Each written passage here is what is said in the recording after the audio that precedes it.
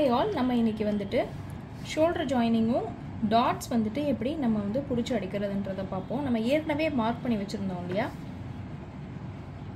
So அந்த marking video எல்லாம் வந்துட்டு description box-ல கொடுக்கிறேன். அதை செக் பண்ணிக்கோங்க. சோ அதை நம்ம வந்து இப்போ ஸ்டிட்ச் பண்ணி எடுத்துக்கலாம்.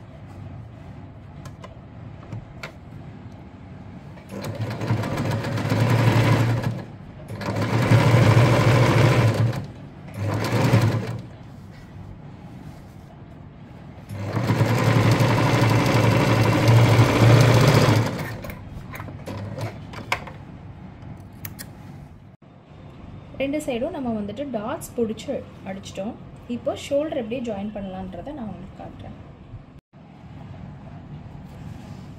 ஸோ இந்த மாதிரி நம்ம வந்து ஷோல்டர் ஜாயினிங் வந்துட்டு ரைட் ஆன் ரைட் கிளாத் வச்சுட்டு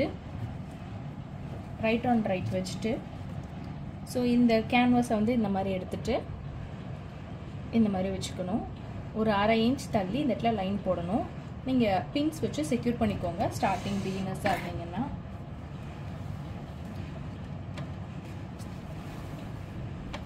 இந்த சைடு போடும்போது கண்டிப்பாக ஒரு பேக் ஸ்டிச் கொடுங்க.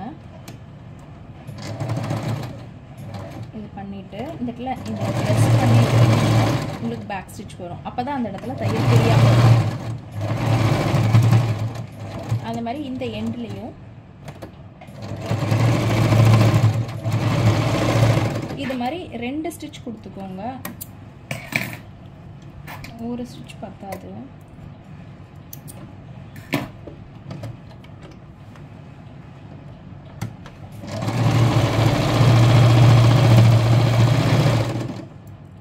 இதே மாதிரி அடுத்த சைடும் ஜாயின் பண்ணிக்கலாம்.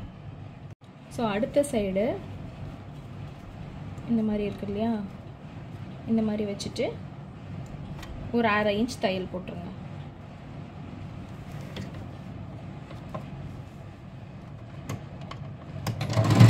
அதே மாதிரி பேக் ஸ்டிச் கொடுத்து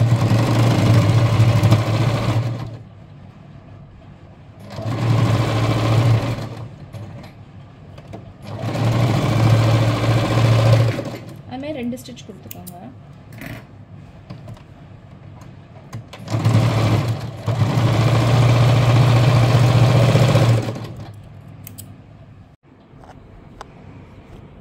ஷோல்டர் வந்து நம்ம இந்த மாதிரி ஜாயின் பண்ணிட்டோம்.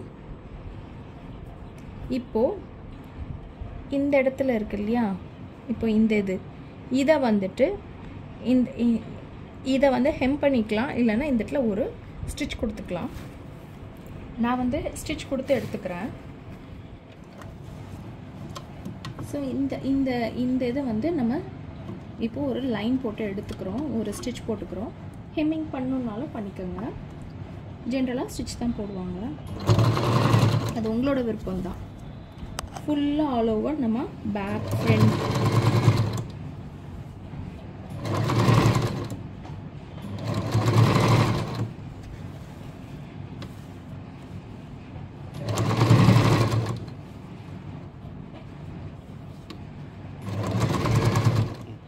இப்போ நம்ம டாட் பிடிச்சாச்சு, ஷோல்டர் ஜாயின் பண்ணியாச்சு. அந்த நெக் லைனில் நெக்ஸ்ட்டு அந்த கேன்வாஸை இது ஹோல்ட் பண்ண மாதிரி நம்ம ஒரு ஸ்டிச்சும் கொடுத்தாச்சு. அடுத்த வீடியோவில் நம்ம வந்து ஸ்லீவ்ஸ் எப்படி ஜாயின் பண்ணலாம் அப்படின்றத பார்க்கலாம்.